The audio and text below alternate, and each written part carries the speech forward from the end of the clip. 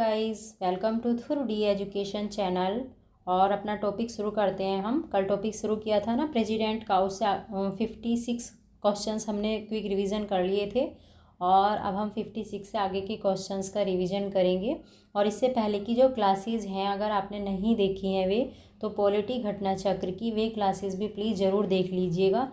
और मतलब एग्ज़ाम में आपको बेनिफिट मिलेगा उनसे, क्योंकि हाफ बुक आपकी कंप्लीट हो चुकी है। इम्पोर्टेंट टॉपिक हमने डिस्कशन कर लिए हैं और बाकी जो कुछ टॉपिक्स रह रहे हैं उनका भी हम जल्दी ही रिवीजन कर लेंगे और फिर एक नई बुक स्टार्ट करेंगे। और इस बार हम शुरू करेंगे हिस्ट्री, और हिस्ट्री में भी सबसे पहले हम मॉडर्न हिस्ट्री शुरू करेंगे। ठीक है, चलिए तो आज की क्लास शुरू करते हैं।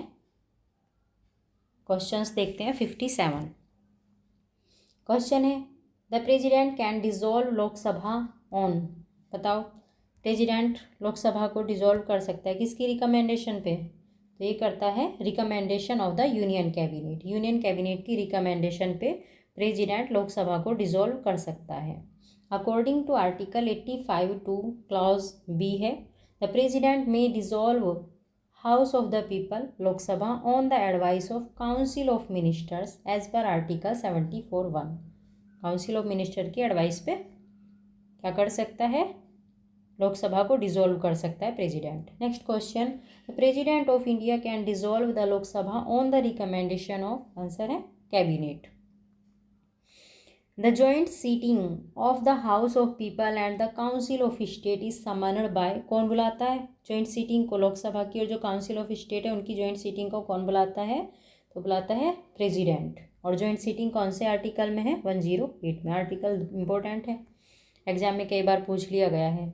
The joint seating of the house of the people and the council of state can be summoned by the president in certain cases prescribed in article 108 of the constitution. ठीक है, 108 आर्टिकल में joint seating का प्रावधान है। Next question, the joint seating of Lok Sabha and Rajya Sabha under article 108 is summoned by, किसके द्वारा बुलाई जाती है? तो ये क्या प्रेसिडेंट है, प्रेसिडेंट ही जॉइंट सीटिंग बुला सकते हैं। Next question, who among the following can call the joint session. बार बार वही क्वेश्चन पूछा जा रहा है। ठीक है, कई एग्जाम में यहाँ उत्तराखंड पीसीएस में पूछा गया है, वहाँ पीछे पूछा गया था, यूपी पीसीएस मेंस में भी पूछा गया क्वेश्चन है। देख लो तो 2-3 बार क्वेश्चन, मतलब कई एग्जाम में क्वेश्चन पूछ लिया गया है कि जॉइंट सीटिंग को समन कौन करता है। The President of India addresses the Parliament under Article 87 of the Indian Constitution. Article 87 के अकॉर्डिंग प्रेसिडेंट पार्लियामेंट को एड्रेसेस करता है।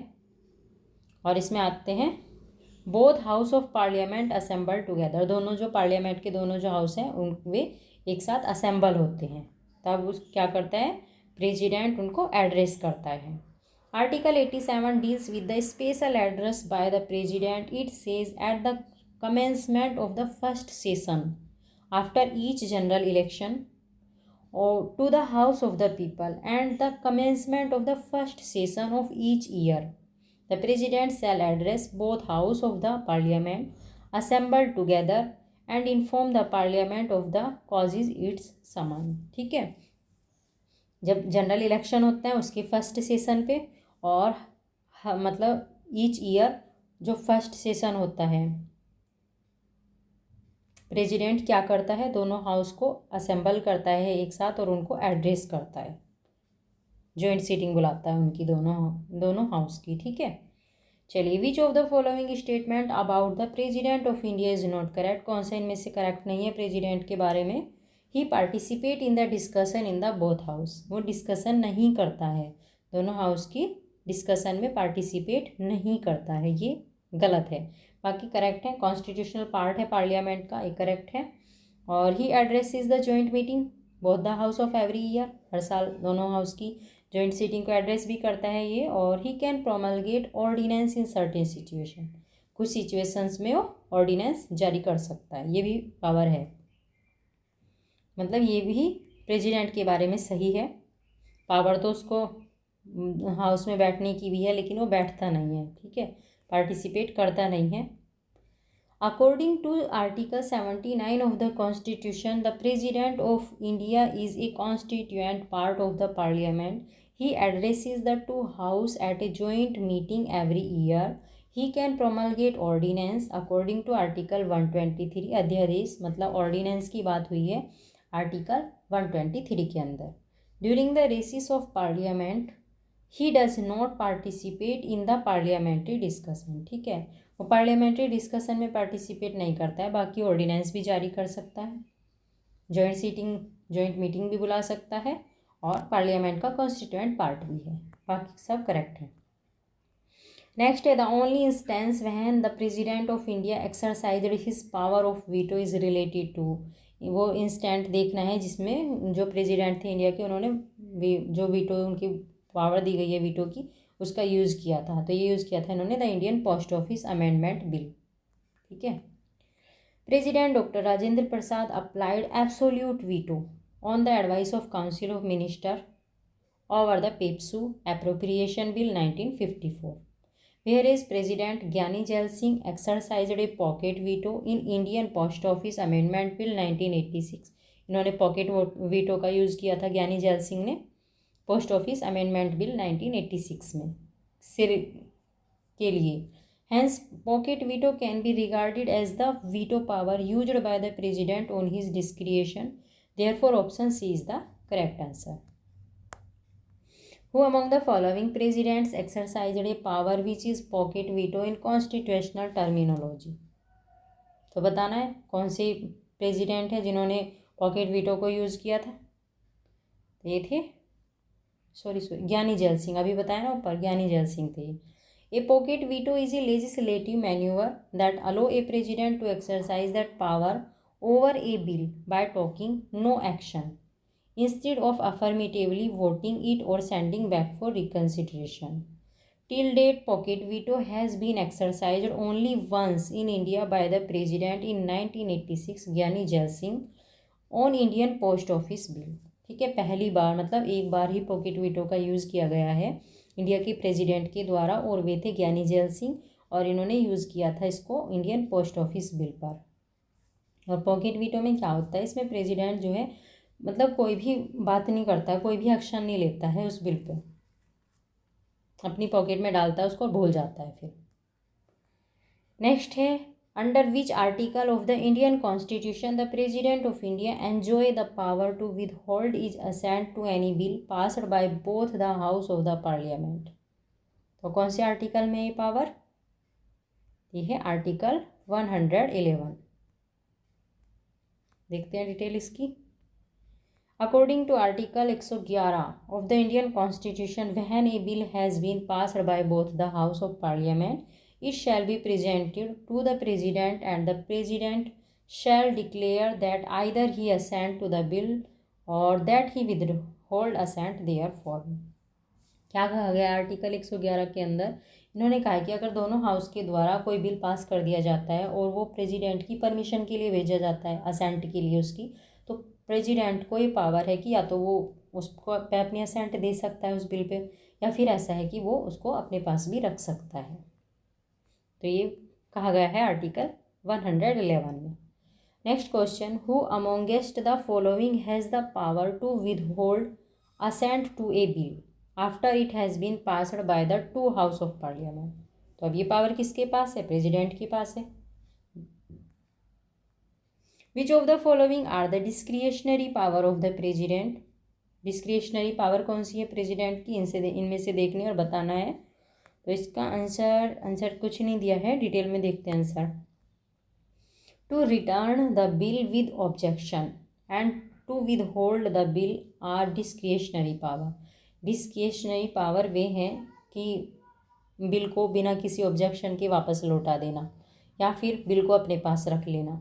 तो ये जो है प्रेसिडेंट की डिस्क्रिशनरी पावर है, मतलब विवेकाधीन पावर है उसकी. While the power of appointment of जज और supreme court and high court and appointment of council of minister is the executive power. ये इसकी एग्जीक्यूटिव पावर है. सुप्रीम कोर्ट के जज को अपॉइंट करना, हाई कोर्ट के जज को अपॉइंट करना, और जो काउंसिल ऑफ मिनिस्टर है उसको अपॉइंट करना, ये कैसी पावर है, एग्जीक्यूटिव पावर है प्रेसिडेंट की. और and to summon the joint session of parliament is the legislative power, ये लेजिस्लेटिव पावर है, पार्लियामेंट के जॉइंट सेशन को बुलाना, ठीक है। The right of the president to send message to the house is bound by the advice of the council. So none of the options are correct, इनमें से कोई सा भी ऑप्शन करेक्ट नहीं है, ठीक है। चलिए नेक्स्ट है, on which matter it is not essential for the president to take advice from the council of minister. कौन से मैटर पे इसेंशियल नहीं है प्रेजिडेंट के लिए काउंसिल ऑफ मिनिस्टर की एडवाइस लेना? तो कौन से मैटर पे जरूरी नहीं है? टू असेंट द बिल पे असेंट देने के लिए। According to article 111 of the Indian constitution, when a bill has been passed by both the house of parliament, it shall be presented on the president, who shall either give an assent to bill or withhold assent therefrom. It is not essential to take advice from council of minister in the case when assent to a bill is given by the president. While in other cases given in the options, it is essential to take advice from the council of ministers. According to the Chhattisgarh public service commission, correct answer B को माना गया है, ठीक है। बाकी जो है appointment of ambassador, to assent to bills referred by governors, to dissolve Lok Sabha, to assent on constitutional amendment bill, इन सब के लिए काउंसिल ऑफ मिनिस्टर की एडवाइस लेना जरूरी है, लेकिन बिल पे परमिशन के मामले में काउंसिल ऑफ मिनिस्टर की एडवाइस जरूरी नहीं है। Next question, under which article of the Indian constitution did the president give his assent to the ordinance on electoral reforms when it was sent back to him by the Union Cabinet without making any change in the year 2002? तो ये था 123 ordinance पे ascent दी थी president ने और electoral reform के लिए। Detail में देखते हैं answer. Article 123 of the Indian constitution provide the power to the president to promulgate ordinance, ordinance जारी कर सकता है प्रेसिडेंट, ये पावर दी गई है आर्टिकल 123 के अंदर। ड्यूरिंग रेसिस ऑफ पार्लियामेंट, जब पार्लियामेंट का रेस मतलब इंटरवल चल रहा हो। If at any time except when both the house of parliament are in session, the president is satisfied that circumstances exist which render it necessary for him to take immediate action। अगर दोनों session भी चल रहे हो parliament को और president को ये लगा है कि भाई ये जो इस टाइम जो ऐसी कंडीशन बन गई है कि उसमें तुरंत एक्शन लेना ज़रूरी है, तो he may promulgate such ordinance as the circumstances appear to him to require. तो अगर उसे ज़रूरत लगती है तो वो ऐसी स्थिति में भी ऑर्डिनेंस जारी कर सकता है अगर सर्कमस्टेंसेस ऐसी बन गई हैं। The ordinance that issued will have the same force as an act of parliament. Under which of the following articles of the Constitution the President of India has been empowered to promulgate an ordinance? तो ये है article 123 में, ordinance की power 123 के अंदर है। Who among the following is appointed by the President? तो attorney general of India, yes president appoint करते हैं इनको भी। Controller and auditor general CAG को भी प्रेसिडेंट ही अपॉइंट करते हैं और स्टेट के गवर्नर को भी प्रेसिडेंट अपॉइंट करते हैं। तो आंसर हो गया D.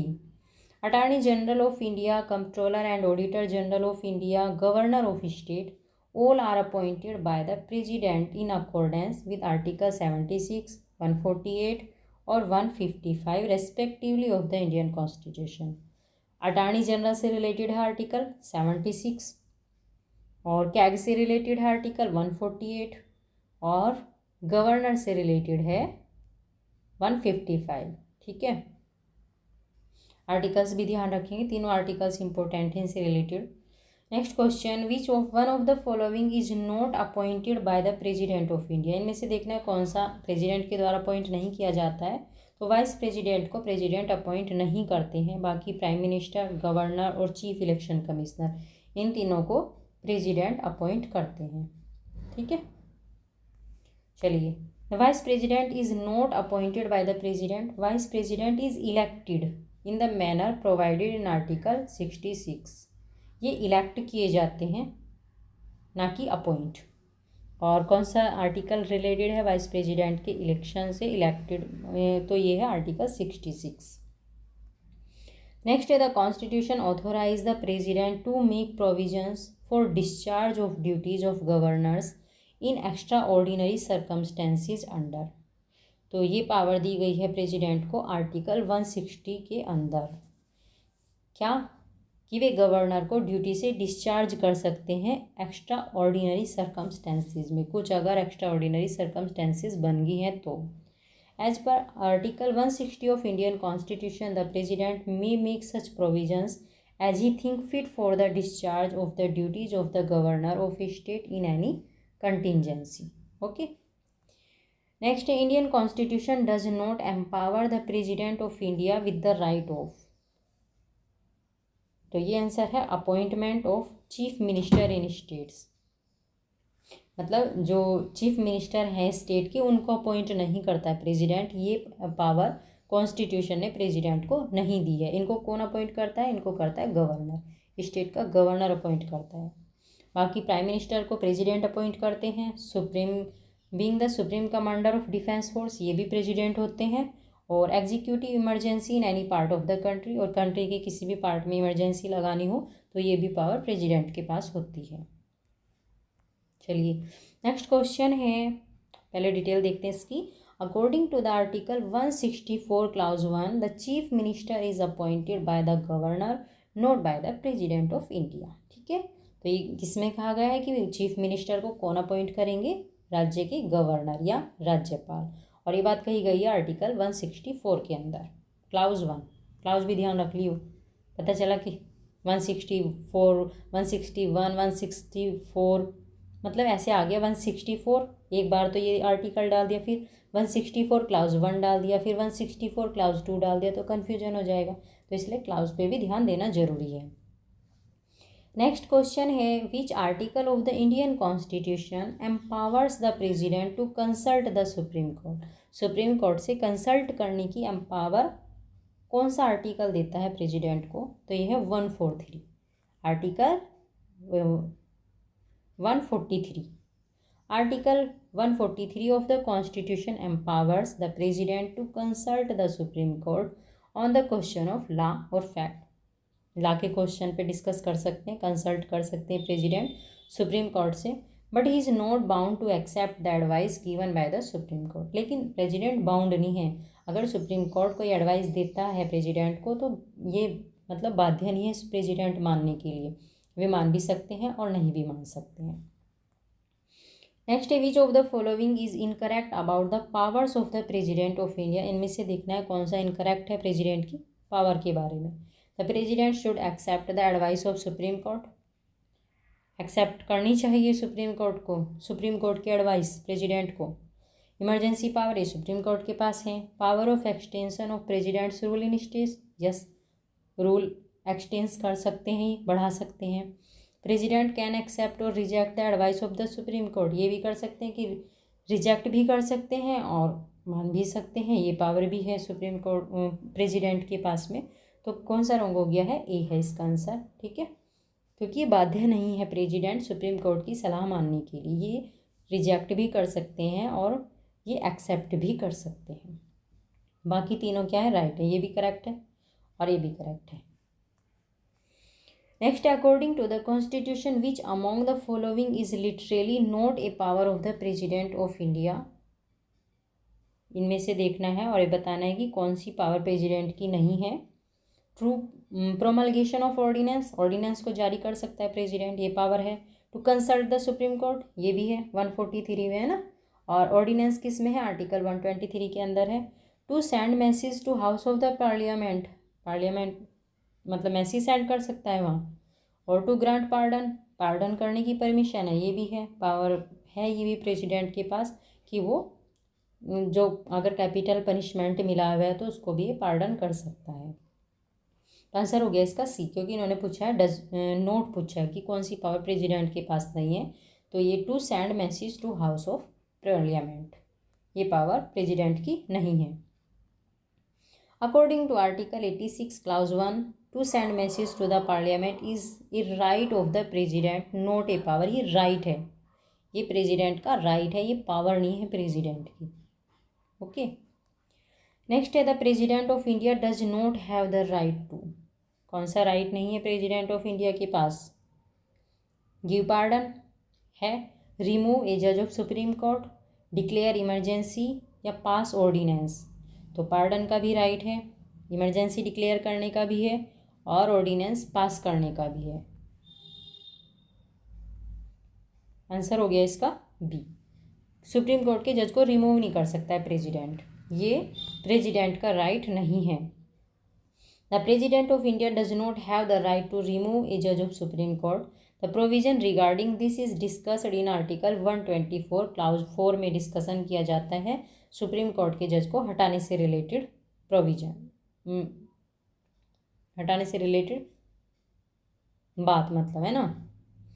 The constitution which says ए जज of the supreme court shall not be removed from his office except by an order of the president passed after an address by each house of the parliament supported by a majority of the total membership of the house and by a majority of not less than 2/3 of the members of the house present, and voting has been presented to the president in the same session for such removal on the ground of proved misbehavior or incapacity।